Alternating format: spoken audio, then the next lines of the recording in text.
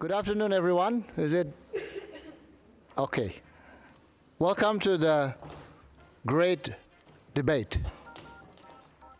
And we have one objective of this great debate, which is to make the debate great. How do you like that? Okay. Now, I have a very difficult job because everyone passed it to me. He said, you got to make this debate fun. I was like, this is a debate. But at least we had a good start. We have a bit of laughter on the great debate. But this is interesting because we talk about name. If I may read here, what should the future branding of emergency management be? That would be the topic of our great debate today. And we will ask our friend, Joe, to explain about the process of how this debate should be. And let us make it great. Joe, your time. Thank you. Okay, so I think most of us know what we're here for. You know, if there is a future branding change, there could be any number of options that we could consider. But for the purposes of today, we're going with 3 options, just to keep it nice and black and white. So we've got 2 cases for change, and those are to go to emergency management with no civil defence branding at all, or to go to disaster risk management with no civil defence branding at all, or to stay with civil defence emergency management and have full use of the CD logo. So we've got 3 fantastic teams today. I would never say that they're a bunch of troublemakers, but there's some fairly lively characters there. I think you'll agree. So making the case for emergency management is John Mitchell and Sarah McBride. Woo.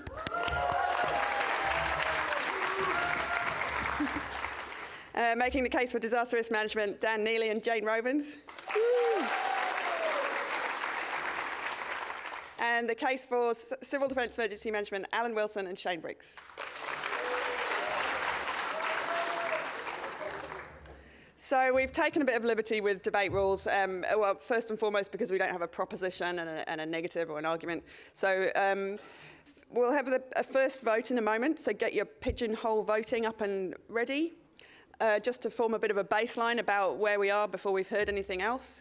Then we're going to run a set of opening arguments. Each team just get 3 minutes each for this. Then they'll come straight back in for second arguments with 4 minutes each.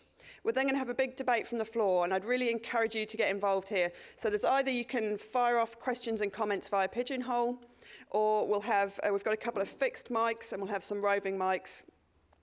Maybe if I can get Ian and Andrew or somebody to go around with the roving mics. So please just stand up and make a statement, comment, or ask a question of the panel, and we'll throw those around.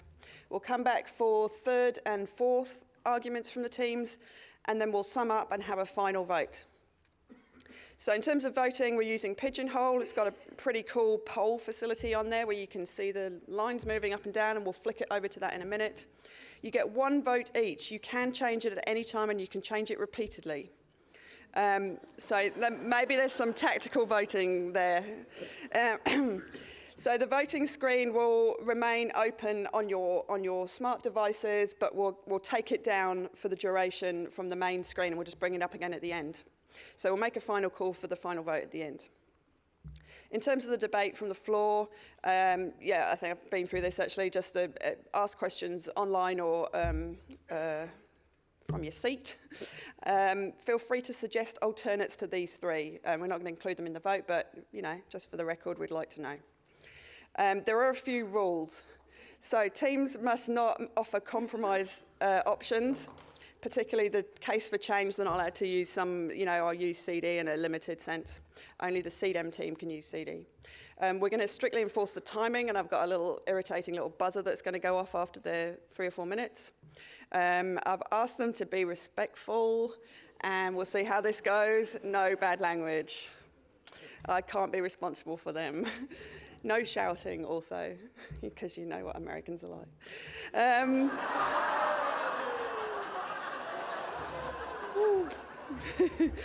Right. Felix. Oh, look at that. Right. If you haven't had a vote, have a vote now. Oh, look at that. Wow. So, John and Mitch need to be, Mitch and Sarah are probably going to be feeling pretty good right now. Yeah, the others are quite even. That's amazing. Yeah, that's tough. Okay. If we could go back to the other screen, Felix. Can somebody from MCDEM write that down just so we've got a snapshot of it? Or screenshot or something. Yeah, lovely, thanks. All right, so with that, if I can, why is that not working? Next one. All right, we'll go to opening arguments. So if I can invite, is it Mitch or Sarah? The case for emergency management. I'm going to use the rules as guidance, okay? It's quite interesting. Pity the other teams couldn't bring along signage, so sorry about that.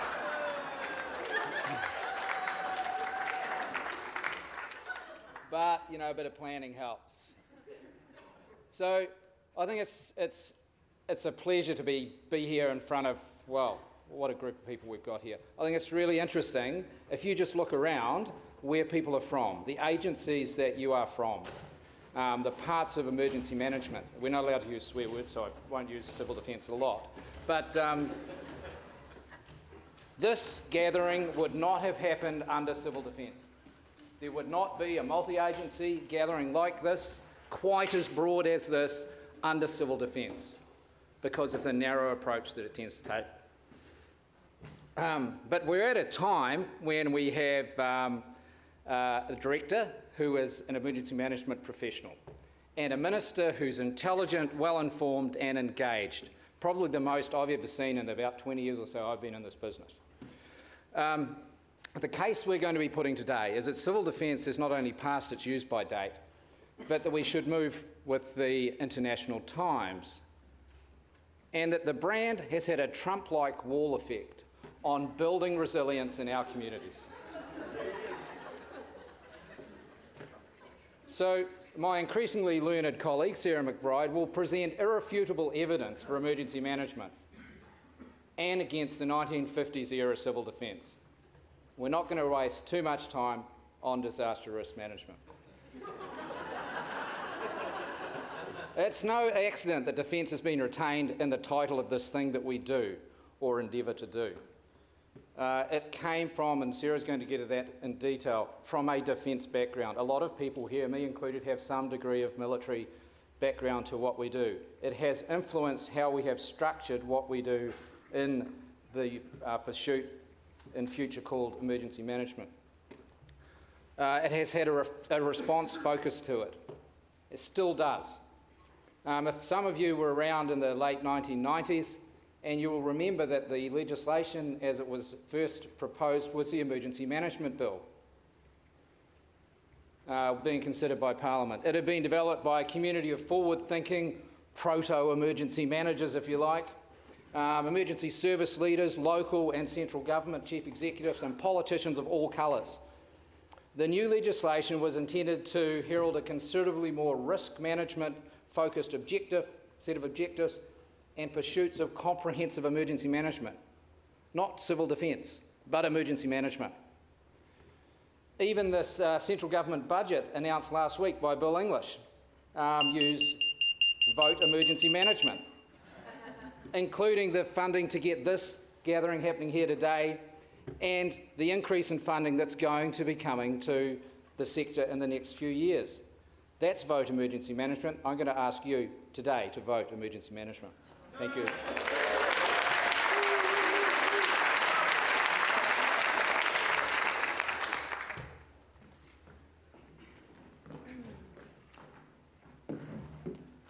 Look, yeah, Jay.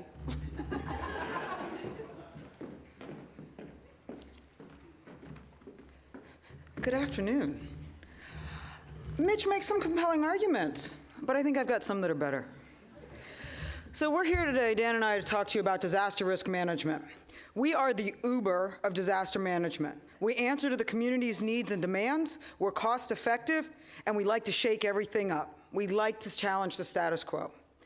So some of the advantages of disaster risk management, and I'm going to steal from Saeed's talk earlier, is this idea of inclusive solidarity. Inclusive solidarity for disaster risk management is that we incorporate the event itself. So not only are we pre and post event, are we disaster risk reduction and prevention, but we are emergency management, we're readiness and response. We bring everyone to the table. It's all hazards. We're not just talking about natural hazards. We're inviting those guys from climate change. We want them too. We're inviting those folks from the chemical, biological, and radiological communities. And we're inviting pretty much any of the other technological geeks to the table to be a part of this discussion. We don't have time constraints. We're not occurring in an oversimplified, unrealistic emergency management cycle. It's not 48 hours or 72 hours. We take it a step further. We run across time and space. DRM allows us to fulfill what Minister Kay called for yesterday. She called for people to sit up, wake up, and said it's time for a new approach. This can only happen with DRM. DRM creates that opportunity to reset expectations, professionalize the field, and it opens up new doors, new pathways, and new ideas. It allows us to encompass the 5 signposts of resilience that Norm Crome talked about yesterday through situational awareness, organizational agility, clear purpose, striving for governance, and the study of the future with scenario planning. It brings in our key partners, including the Red Cross, and importantly also, as we heard earlier, New Zealand is a key player internationally. And DRM reflects the 2015 Accords from the Sendai framework that speaks specifically to disaster risk management, the new Sustainable Development Goals, which also speaks directly to disaster risk management, COP21, which speaks directly to disaster risk management. And as New Zealand continues to work onshore and offshore, whether it be in the Pacific, whether it be with ASEAN and the AHA Center, and other parts around the world, we have to be in that stage practicing what they are in our own unique ways and taking what we do to them as best case scenarios. So with those arguments, I encourage you to support DRM.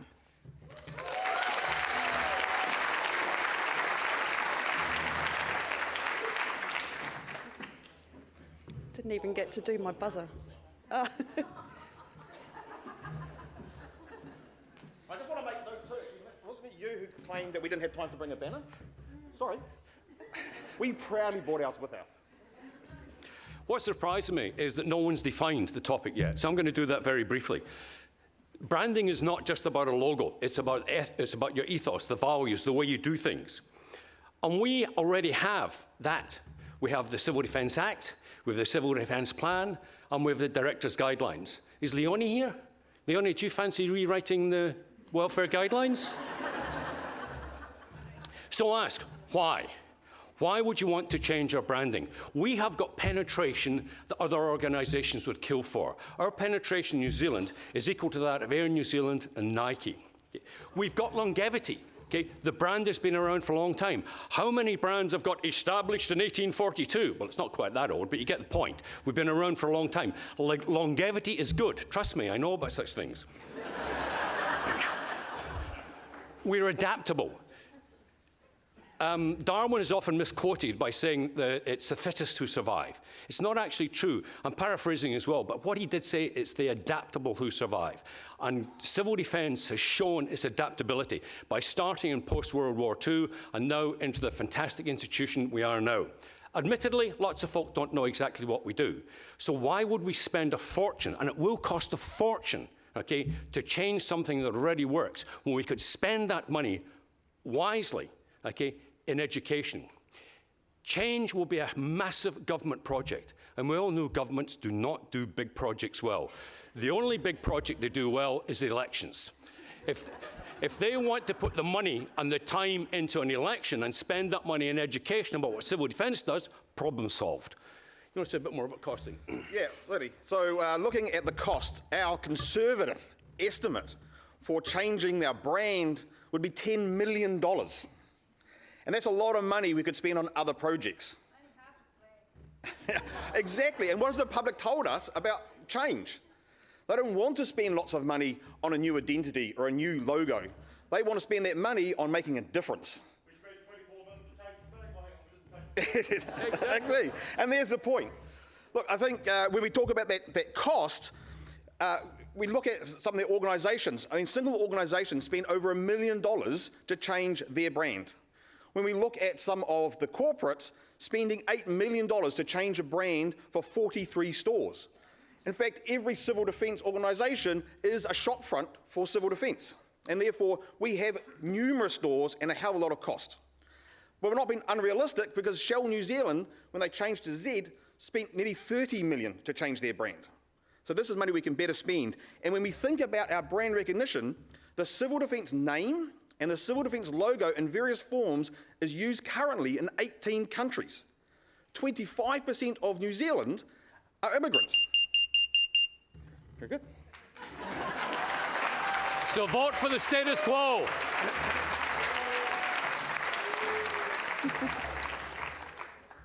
It's a great first round. Okay, let's move on to the second round. And invite Sarah.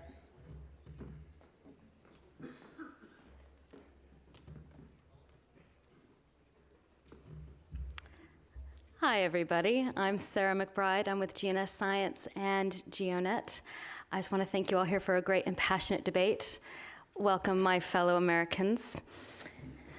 There's a lot of us on this. I found this place first, 2001. Get your own country.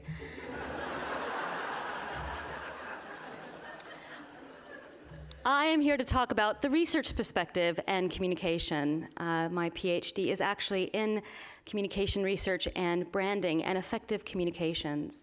And while I appreciate the passion that civil defense can bring, when we look at the historical record regarding, sorry, I need to put on my glasses so you take me seriously. Excuse me, to appear all sciencey now. I'm trying. It's not my natural thing. When we take a look at the campaigns historically in civil defense started in 1938 as a part of World War II in the United Kingdom, and many countries joined up in civil defense as a part of a way to literally defend the country against enemy combatants.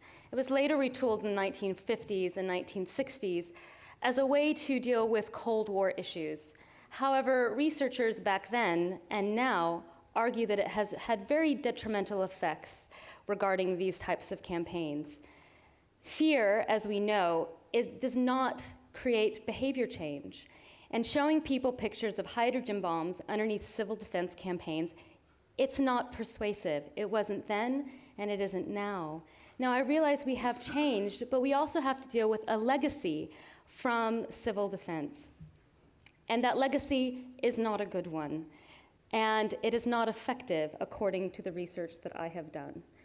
Now, as a part of my research, one of the things that we suffer in the sector oftentimes is what I find is called echo chambers.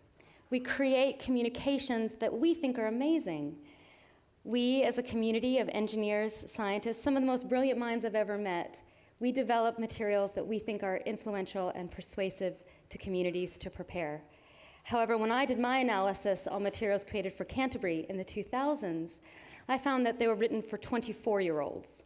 In other words, there's no way Dan Neely could understand it.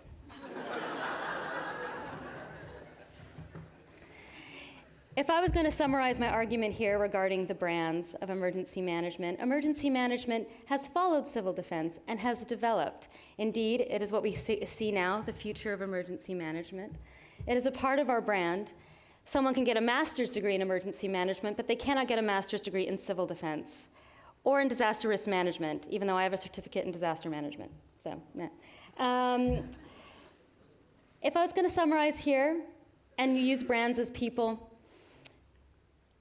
civil defense is like your grandpa. He's a little daughtery, he's a little racist, he's a little...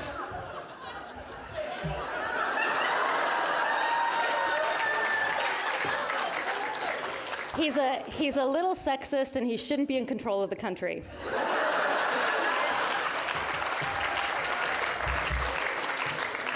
If I was going to phrase disaster risk management, I'd say they're like the millennials.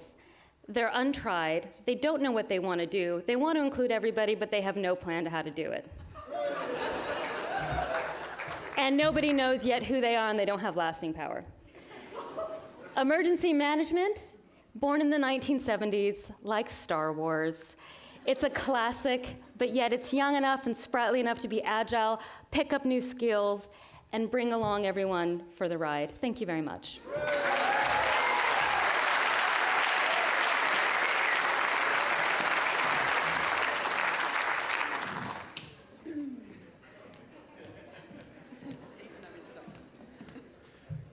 Thank you, Sarah McBride.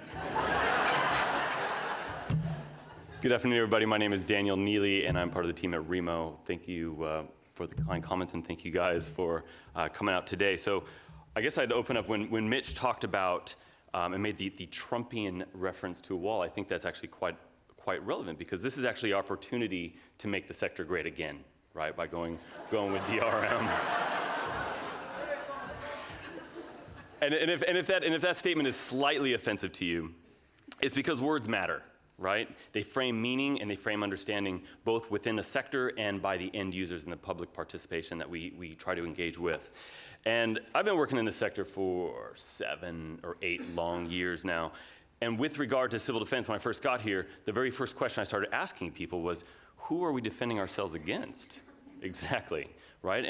And is it the communists? As she pointed out, that's where it started from. And I seem to remember from a young boy in the 80s that I thought we beat those guys. Sometimes working in the community space, I often think, are we defending ourselves from civilians? I've had more than one attack me over the years. And when I look at the stage up here, I actually think maybe we're defending ourselves against the Americans. And if we are defending ourselves, the other question I have is, maybe with this new funding that MCDEM is getting, I need more than just a construction hat every day, right? Because that's all we really have in our sector. That's kind of our uniform is in civil defense, is a little construction hat with a high-vis vest, which we're only pointing ourselves out to the enemy in that space. So I struggle to understand that area because we are still using Cold War rhetoric. And with regard to maybe the Queen's birthday that's coming up this weekend, that maybe this is an opportunity for us to, in her honor, drop the civil defense branding altogether, because Britain dropped it back in 1968, right? During the Cold War, during the swinging 60s, they thought actually this doesn't apply anymore, and they dropped it back in the 60s. So maybe that's an opportunity this weekend to even look at that. I think emergency management is not bad, but it's not really what we do. Right? Emergency managers, we don't manage emergencies. They happen every day. Firefighters manage emergencies, police manage emergencies, ambulance, right? They all go to emergencies, which happen every day. Nobody ever calls me, really, on the balance. I kind of feel like I'm in high school sometimes, because I'm waiting around to get called for some sort of event, and nobody's ever really called me but every few years. And so if we do emergency management, then we should be going out more often. That comes back to the whole words matter. So this brings us back to really the whole point of disaster risk management. I think coming back to words matter, the emphasis is on what we do, disaster risk, right? It's about managing the risks, not managing the emergencies. We're not ambulance chasers as a profession. And this is an opportunity for us to really reset expectations, both within our sector, within the people that we engage with, our councils and our many, many stakeholders, and importantly, by the public. Right? Because when we talk about what civil defense is in the public, for those of us that are engaging with the end users, it's not the coolest term going around. It's not something that really resonates with people. The general public sees civil defense as something as like dated. So with disaster risk management, it's an opportunity for us to reset expectations amongst everybody and start forward and build on things that are happening internationally, like the Sendai framework, like the global development goals, so on and so forth. So I guess that's one of the things I want to touch on. And I also just want to, I guess, reference the idea of adaptability, because from our point of view, when I look around all the innovative stuff happening, it's not happening under the civil defense brand. It's happening under not even the emergency management brand per se, it's happening under the DRM brand, right? Disaster risk management. Sendai being a leading piece to that. So thank you very much. Vote disaster risk management.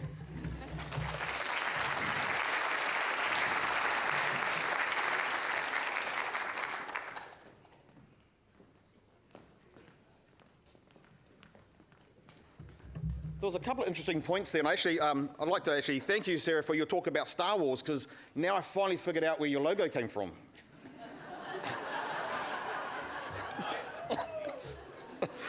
And I'm also a little bit concerned about what sort of media you've been seeing. I've not yet seen Stan carrying an atomic bomb or guns or anything else. So I'm a little bit worried about which education program you're watching. But I think the conversation about civil defence coming from the war, of course it has some value. We can't hide from the fact that it has been around for a long time, but that's part of its strength. And we've been talking through this conference about the fact that we need to mobilise society. We need communities to take responsibility, for communities to have a sense of purpose and to come together. But isn't that how civil defence came about? It came about because there was a need to react to an emergency that was happening. Sure, it was a war, and our emergencies now changed, and it will change again in the future. So being agile and being responsive to the types of disaster has got nothing to do with the brand. It's got everything to do with how we promote ourselves, how we engage, and how we work with other agencies. That's truly how we end up making the change and making a better future. I want to talk about that war thing a bit more. I just want to talk a little bit, because in the argument, with Dad's Army has been thrown around quite a bit. We're a Dad's Army organisation. I just want to address that. I am ex-Army and I am a dad. So I feel qualified to talk about this. When I was in the military, our business as usual, what we trained for every day were emergencies. And the emergency that we generally trained for was somebody starting to shoot at you. And that generally got your attention. When that happened, you needed an operations officer to decide whether you were going to return fire. Because you might not always. Unfortunately, I was a witness. I wasn't involved, I witnessed where children opened up and firing troops. And of course, the Yanks are always shooting at each other. So there may be a time when you don't return fire. You need an intelligence officer to let you know what's happening. You need an adjutant or a planning officer to go forward. Okay? You need a logistics guy to make sure you've got enough bullets. Okay? And you've got a families institute or welfare, okay, to let the families know what's happening before the media does it. And you need somebody to keep the media off your back. What have I just described? SIMS, which was way before SIMS was invented. So people with our qualifications are the ideal people to manage emergencies. I think just the last couple of things we want to sort of mention too is that actually the civil defence brand that we know, and I mean, you look up there, it instantly stands out. I mean, we've got Star Trek on the left, we've got something about digital rights management, which is certainly not going to apply to the younger demographics that you want to engage with, and a brand that they know and trust. And so it's also protected by international law. So there's another powerful thing that we have, which clearly you don't, and you're going to spend a lot of money in education trying to get people to get to that position, which we already have. So our argument is that we should be investing the money, not in the change of brand, but in what we do and how we do it, and the brand will change with us. There are plenty of organisations that have changed their brand, have not changed what they've done, and the community's seen through that. I don't want to name and shame them, but... I will. Okay. Who remembers Netscape? I mean, a more recent one is Dick Smith. Okay? These are brands that didn't adapt. Let's look at an organisation even older than ours. Take Ford. Okay? The Model T is very, very different to a modern car. It was more reliable. Okay? There are lots of examples. Okay, of Lego. Lego's a really good one. Lego has been around for nearly 90 years. They still do what they always did. They make little plastic bricks. Admittedly, and they've adapted because lots of the little plastic bricks now make guns, which they didn't do before. Whether that's a good thing or not is irrelevant. It's a brand that has lasted the test of time. And civil defence has lasted the length of time. Clearly, we don't need to say vote civil defence because obviously you're going to. So we'll just say that.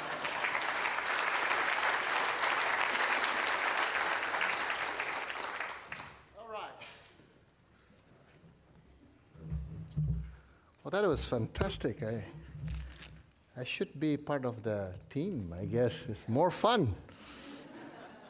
Now, let's start a bit of a debate among the team, and I'll start with I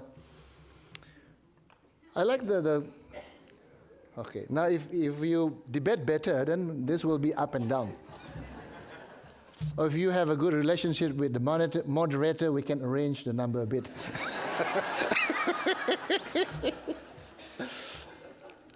So Group 1, I call Group 1, can we go back to the emergency management? This was John first. Am I correct to understand that the talk, the budget, the legislation is about emergency management, right? So everything is already there. About the emergency management, it's not about something else. So now I'm going to go for Group 2, which is the DRM, and Group 3, which is the civil defense, to counter this. And, you know, if everything is already recognized in the legislation, in the budget, is about emergency management, wouldn't it be so difficult if we change the name, but then the emergency management remain there? Or you think this foundation to say as change as emergency management valid enough or not? You want to start with Group 2, disaster risk management? Okay. So the comment from Group 1 is, if I can recall, the talk, the budget, the legislation is about emergency management, right? So it's basically, it's very small room for others to change on to different name. So I want to go for Group 2, disaster risk management, as well as Group T, who is proposing civil defense emergency management, to counter this argument. Okay. From the DRM perspective, you don't actually have to change the legislation. You wouldn't have to change those things because of the fact that DRM is inclusive and incorporates all of emergency management into that. So it's talking about risk management, and risk management is pre, post, and during event. So you don't actually have to change the legislation. And it helps us in doing so to work within the systems we have, but make them adaptable and usable for the way we need them to go forward and to grow New Zealand and make New Zealand stronger and more resilient going forward. I guess I just come back as well and add to that, that if we are going to change them, why wouldn't you change to what the most modern terminology is? Because if we are going to try and do something, we should reset expectations with the most modern thinking in this space, not just kind of inch along to a small progressive step forward. There's big thinking and there's big innovations happening both within the sector, but in New Zealand, we should be adopting the most modern terminology which reflects what we would be doing. This thing about adopting the most modern terminology.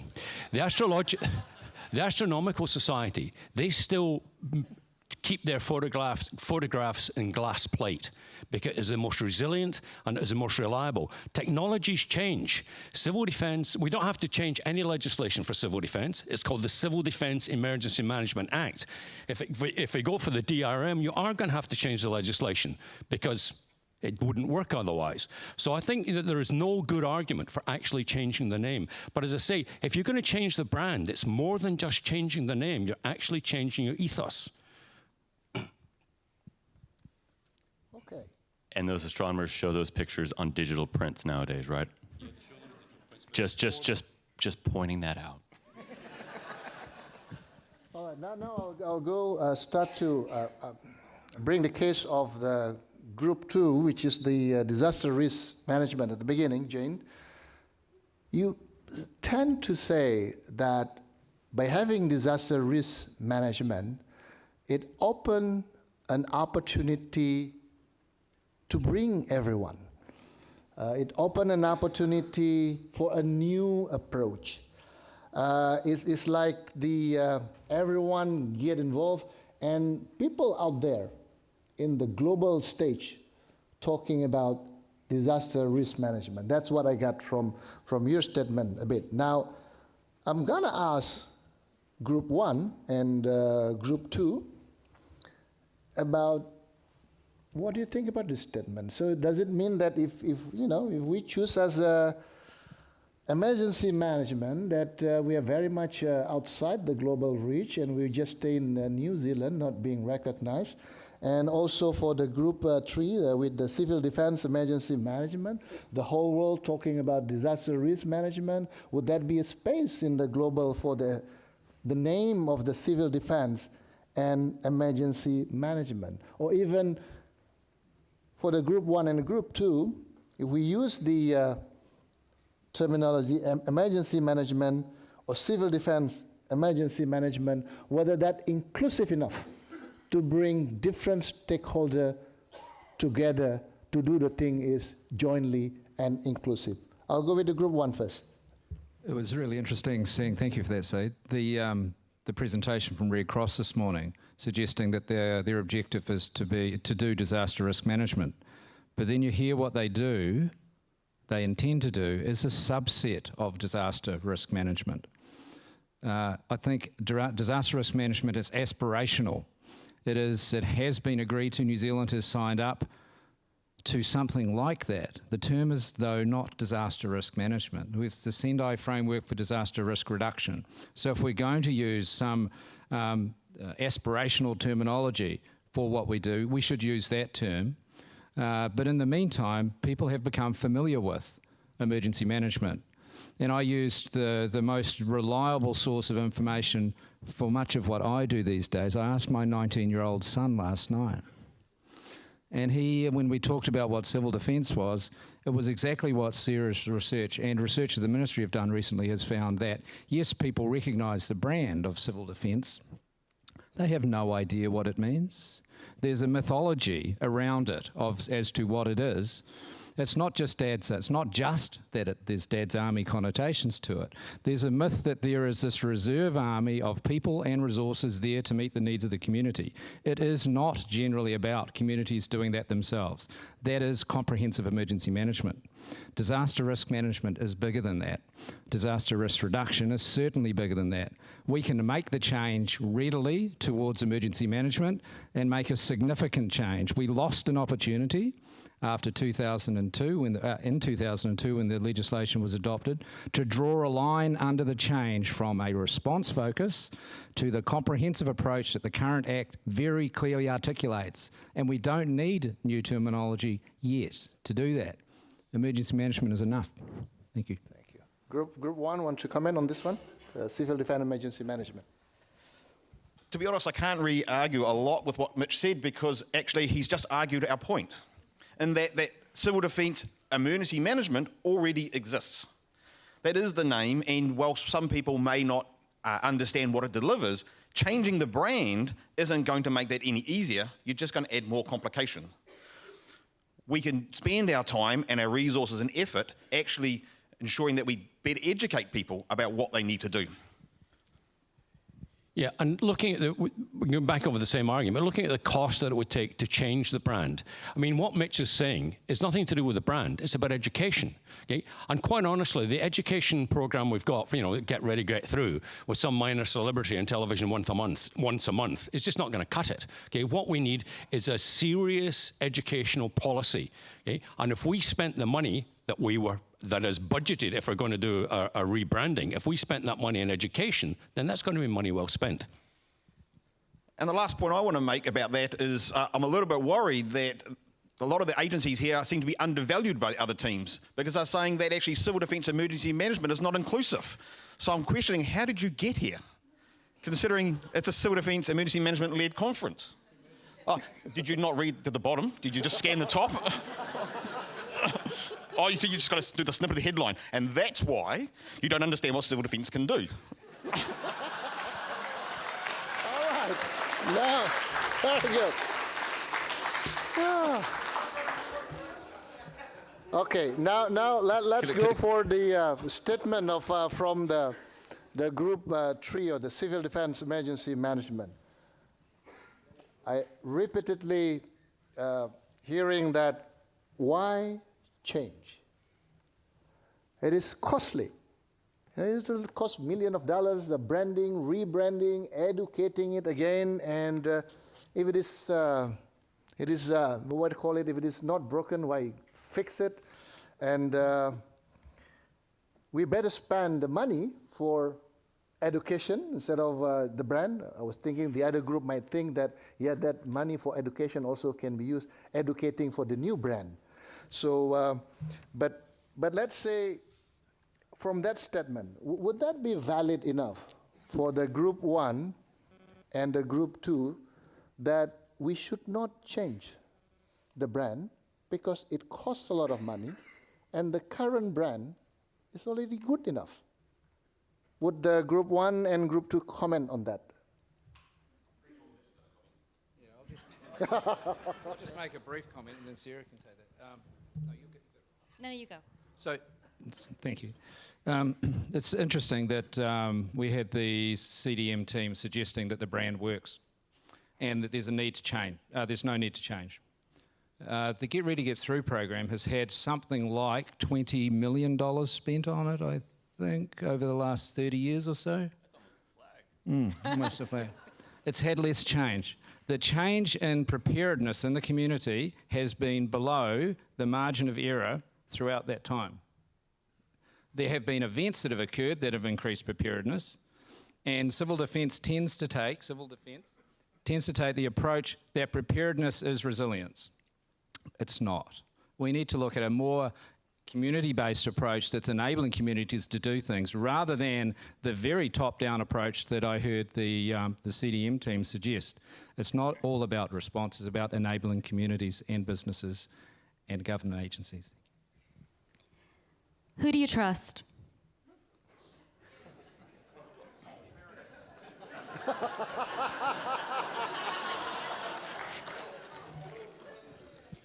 And why do we trust?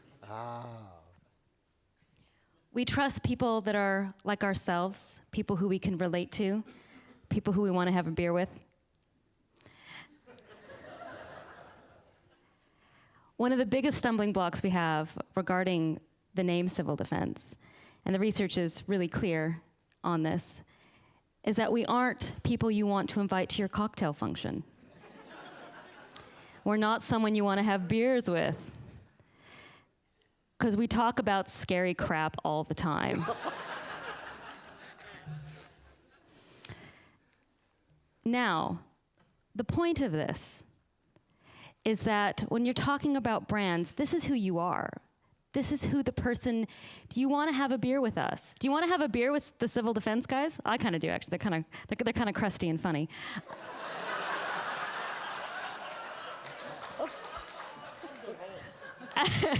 and I know at least one of them enjoys whiskey. Or do you want to talk to someone who's relatable? I mean, that's why I brought Mitch, so he could mansplain everything that I'm trying to tell. All right. And this is why we need something that is familiar, that people understand, like emergency management, but can still be your friend. Can still be someone you have a beer with, someone you have a laugh with, like Civil Defense Waikato social media. And emergency management, they do a great job. So my point is, let's be who we are. Let's be reflective of the communities that we are today. Let's be emergency management. That's who we are. Okay, and very quick response from the Group 2, disaster risk management. Why change? It's expensive. It works already. I'm just going to make a quick comment, and I'm going to pull from Sarah's grandpa comment. Like everybody's grandparents, somebody needs a facelift every once in a while. There's meant to be no personal attacks.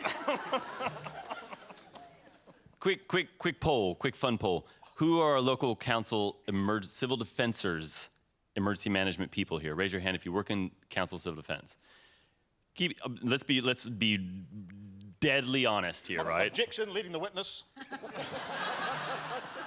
How many of you guys work closely, and I'm talking in an integrated planning kind of way, with your urban planning teams? Sure.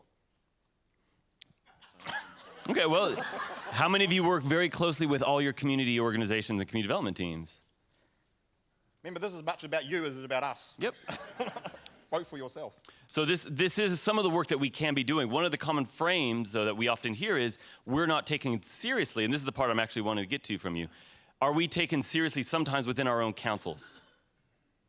Right? This is something I've heard many, many times across the country is our councils don't take us as seriously as they could because we are the cry wolf, the world is going to fall apart people. And so we're not actually as integrated as we could be. And so that's one of the things I think with disaster risk management, we have the opportunity again to talk about what we actually are doing, which is through the resilience lens, right? Through the risk reduction lens. All right. Can we give an applause for all of the three groups? Now we'll open the floor from the audience to comment or ask questions. Anyone want to start? Can I just make sure that it's about the topic, though? I'll give you a chance. And okay, one from the back and. Two very quick ones. New Zealand is very scared of change. We took out the flag, we had an opportunity, but we didn't.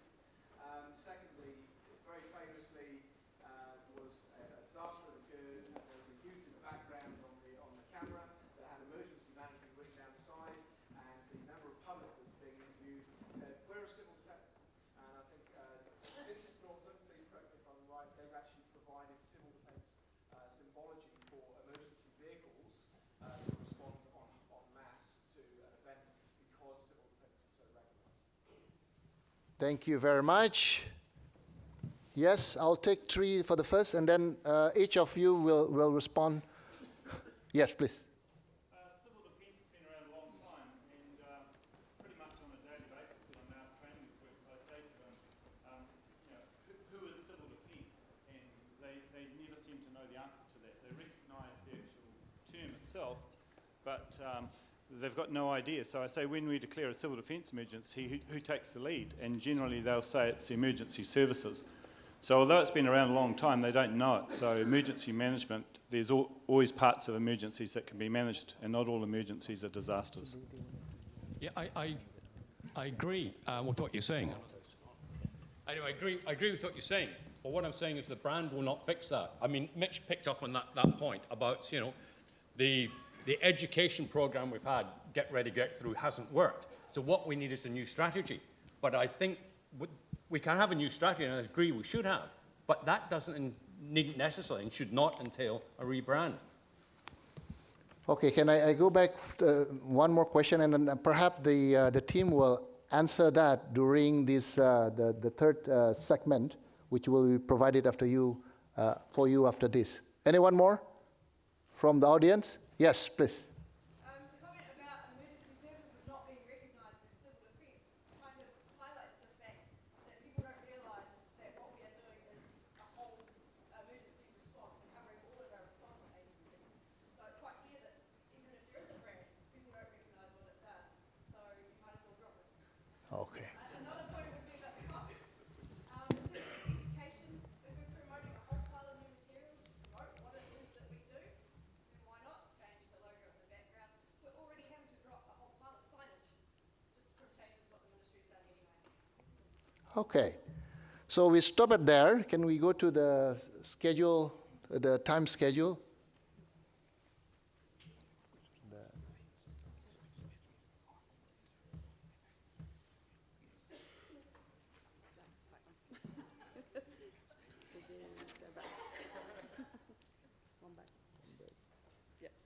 All right. Okay, now we'll give a chance again for the each of the participant, the team member to give another statement.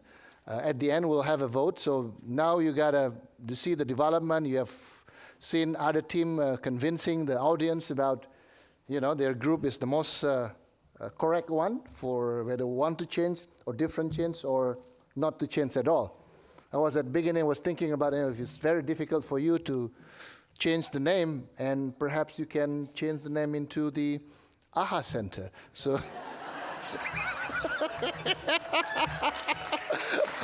all right, we invite the first group, the case for emergency management, on the stage back.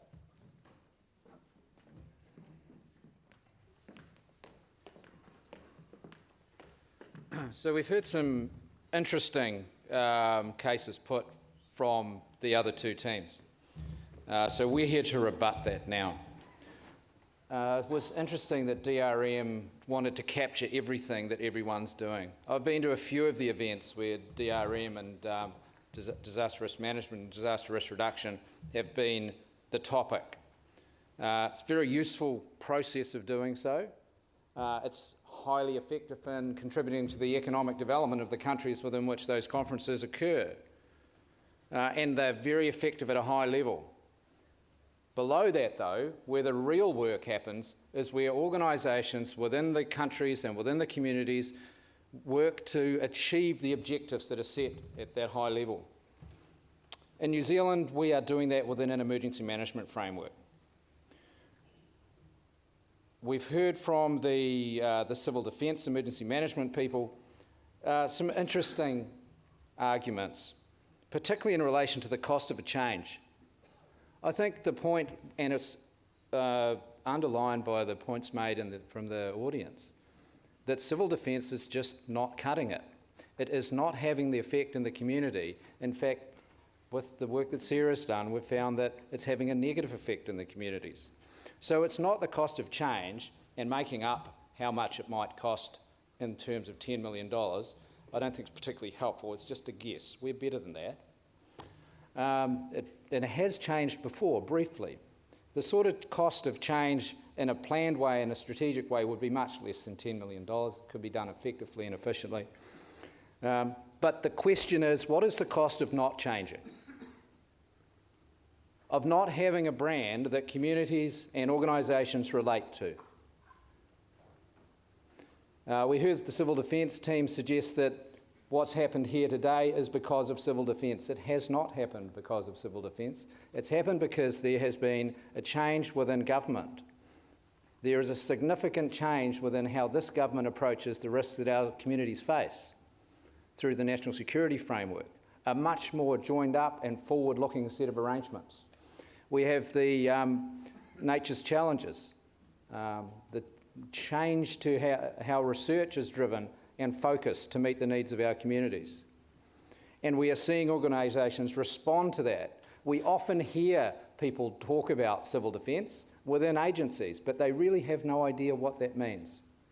I was at a health emergency management workshop a fortnight ago, and often civil defence was referred to as a little silo of activities, rather than looking at all of us working together and what local government in particular is what they were actually talking about. We should talk about local government emergency management. Most civil defence emergency management groups in New Zealand have already adopted the emergency management brand. They are hanging on to civil defence because it has some utility. It has some recognition in older parts of the community. That's some value, but we need to move on. Thank you.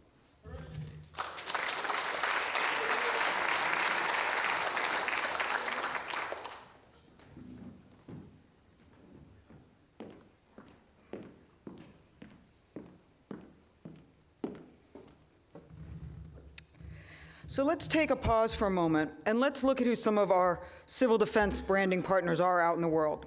You have the Nigerian Civil Defense Corps. You have the Civil Defense Harar in Kurdistan and Iraq, and you have the Syrian Civil Defense Group.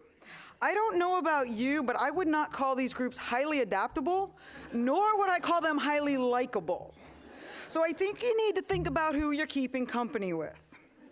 Now, for emergency management, if we think about this, you know, here I was working on my house the other day, and I had a pipe break, and I had water blowing everywhere. But I go onto Remo's site, and no one's talking about this emergency. We have emergencies every day. We have emergency plumbers on 24-hour call. We have emergency surgeons. Got an emergency manicurist. You know, we have emergencies for everything. They don't really identify with what we do. Both the Civil Defense Group and the Emergency Management Group keep making the same arguments, and they keep acknowledging each other's arguments. So if they're acknowledging each other's arguments, what are the differences, and how is that any different than the status quo? I would gladly be like a millennial than I would a grandpa. The millennials move with the times, they're flexible, they're well-educated, and they're socially aware. Disaster risk management is inclusive of all communities, all cultures, and all genders. It embraces the Maori and the Pacifica and the indigenous cultures and knowledge, and it comes to the benefit of all communities. It happens pre, post, and during. Most of what we've heard from civil defense and emergency management today is strictly around response, lights and sirens, and it's not what this group of professionals in this room does today. This room is forward-thinking and able to flex to meet future needs.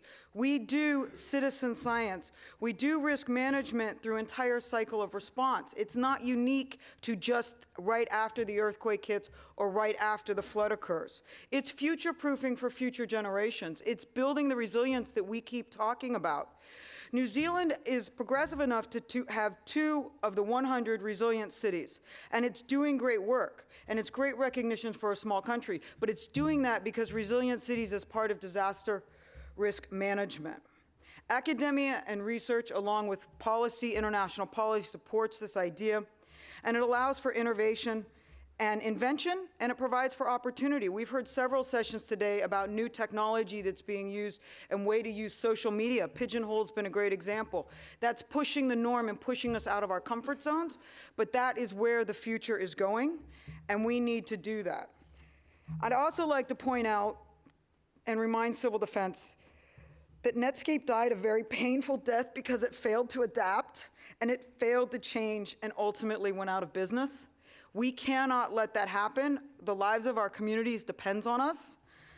So something to think about as we're going forward. We are much more inclusive. It is, and it's a broad umbrella, but that's where we're going.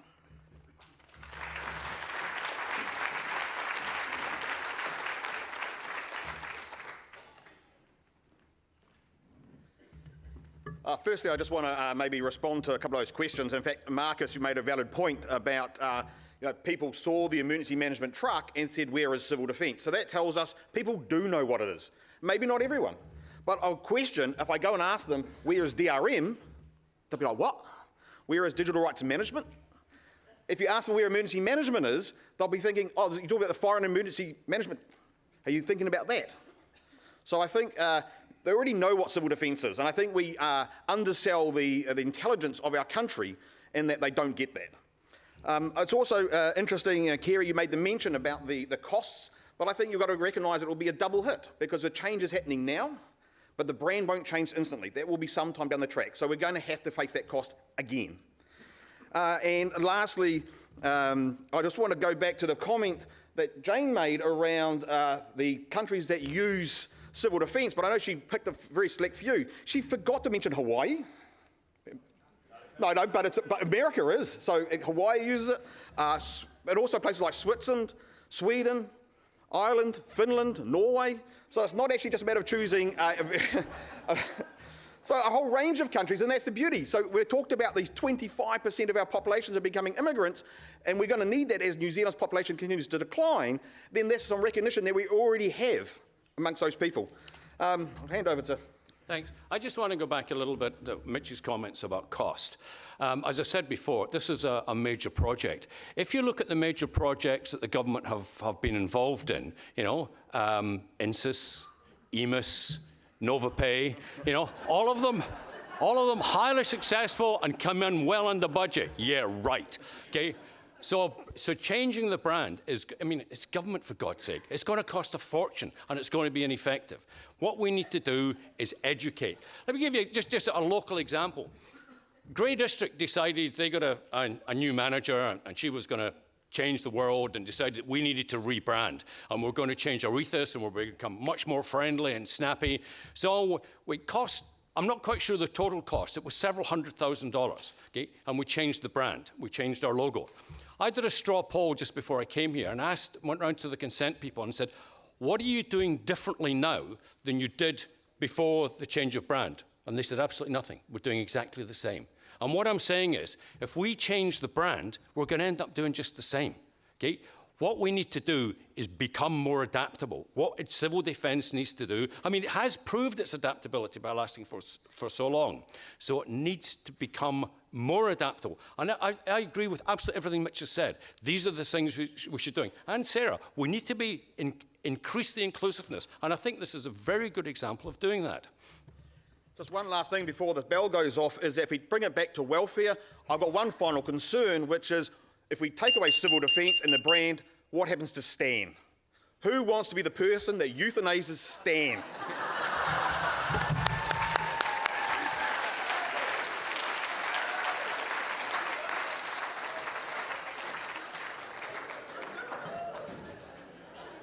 Wow.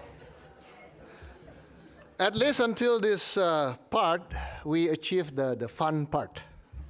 It's still fun, and we hope at the end it's still a great debate. Now we come to the final session where each of the contestants, if we want to say that, have a chance to give a final statement that can change the opinion of all the audience here, because at the end, we will have the final vote, right? I'm talking about with the organizer as well, whether I can put the fourth option, AHA Center, there. Who knows, I got something.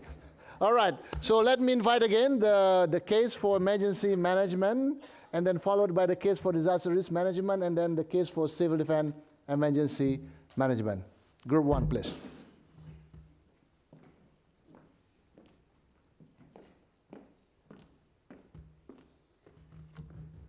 I just want to thank everyone in this debate. It's been a lot of fun, and I'm sure I've had a lot of career-limiting moments.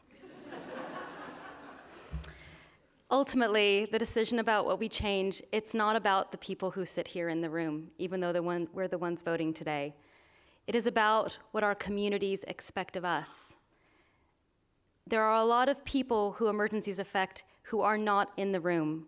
Artists, musicians, poets, the humanities, all the stuff that make us feel really uncomfortable.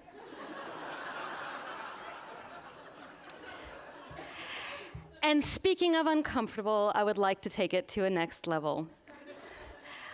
I know, ready for it. I love emergency management. I've worked in this field for 12 years, and I see around the room a wonderful, diverse, warm group of people who I really love working with. And I think we are emergency management. It is in our name. It has been a part of the brand for years. It is recognizable in the community. And it is a brand that's time has come. We don't have to spend thousands and millions of dollars to change it. We just need to drop Grandpa. When I think of emergency management, I like to think of it like a uterus. Emergency management, like a uterus, is small. You don't see it every day, and it's kind of uncomfortable to talk about in public. However, when it gets going, it becomes the biggest thing you've ever seen. And it does things and makes things happen that you didn't even know were possible. And at the end of it, of a lot of pain and screaming, is rebirth and opportunity and the future. So I hope that that will be our new motto, emergency management, the uterus of New Zealand. Thank you very much.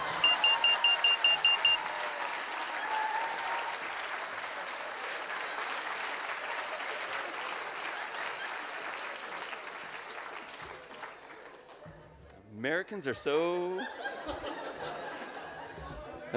are so touchy-feely and awkward.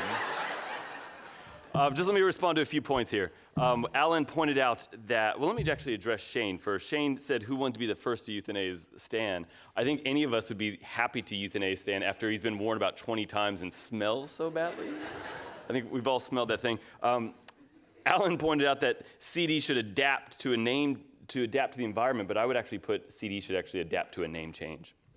And this idea that expectations are off. I mean, it's been recognized right across the table that emergency management isn't quite relevant to our end users. Certainly CD is. CD is it is the collar that is weighed down, right? That Stan is weighed down by. Our communities don't really recognize that as like a trustworthy, great brand to be inspired by. And I think that's what the point of DRM is about, is DRM, the difference is emergency management, civil defense, it's stuff that is going on with the disaster by the public perception, whereas disaster risk management, it's really about the things that are not happening in the disaster, right? It's the emphasis on resilience that I think we all recognize we need to be moving toward. And if we believe in words that matter, that's going to be one of the shifts that we have to take. One of the things I love about New Zealand is that we are full of this kind of innovative spirit. Although we lack some physical resources relative to other countries, we are truly bountiful in ideas and relationships and new ways of doing things. And so this is what allows us to be able to punch above our weight like we often talk about. So this is really a rare opportunity for us to enhance and reset expectations about what our sector does and what our sector is about at its deepest core. Over the history of our 1,000 years, right? I mean, New Zealand is very much about people seeking out new things, and somewhere along the way within our sector, I think within the Waka, maybe we forgot to dump out that CD brand as we probably should have. And so we've signed up to things like the Sendai framework. We are looking toward the future, and this is our opportunity right now to really reset expectations and take a wider path around what our sector could do. Thank you.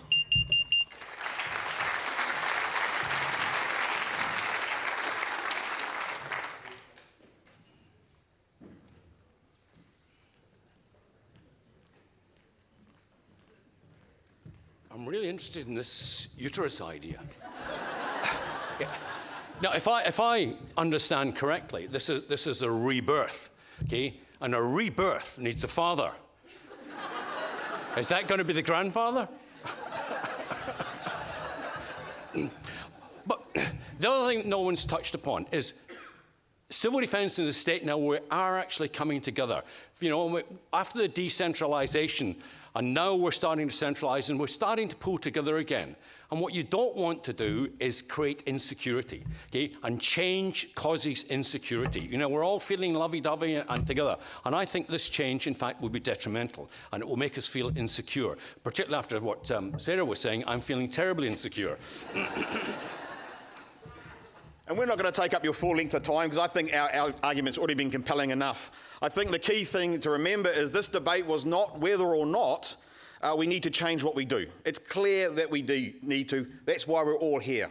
The debate was, is the brand Civil Defence Emergency Management, which they're all trying to steal parts of for their naming, is actually fit for purpose going forwards, and we can adapt how we respond to our communities while still keeping the same brand. Thank you. Vote for us.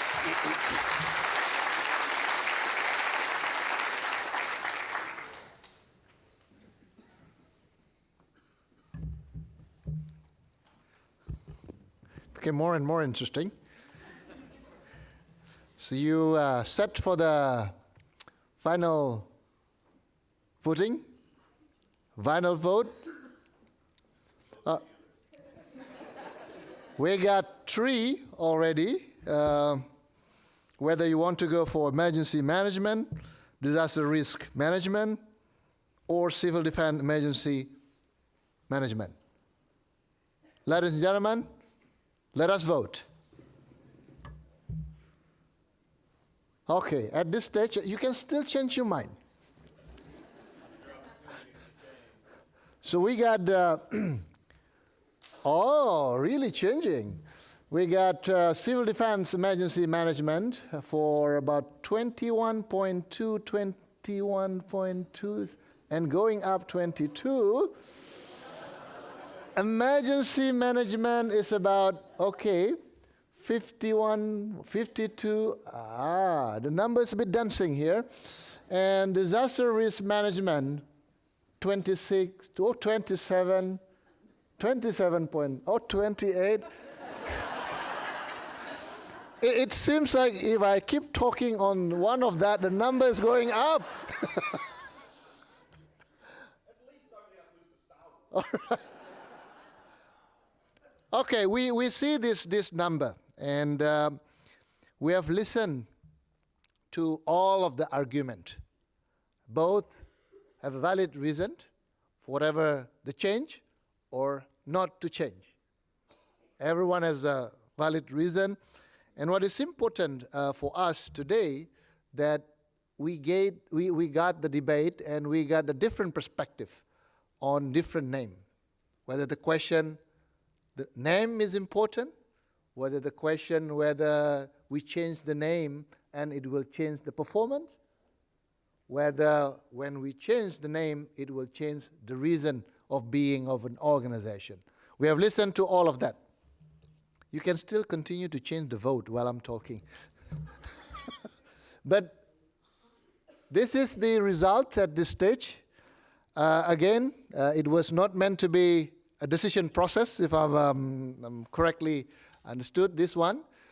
But it's been a good debate. And let us give our applause before we close this one for the Kids for Emergency Management, Jen and Sarah. Big applause for everyone.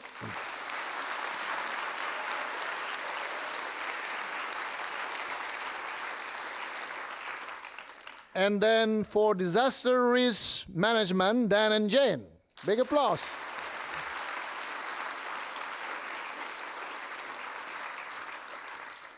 And then for Civil Defense Emergency Management, Allan and Shane. Big applause, everyone.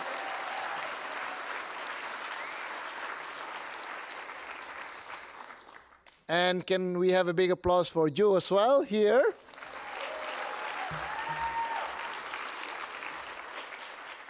And of course for MCDEM organizing this.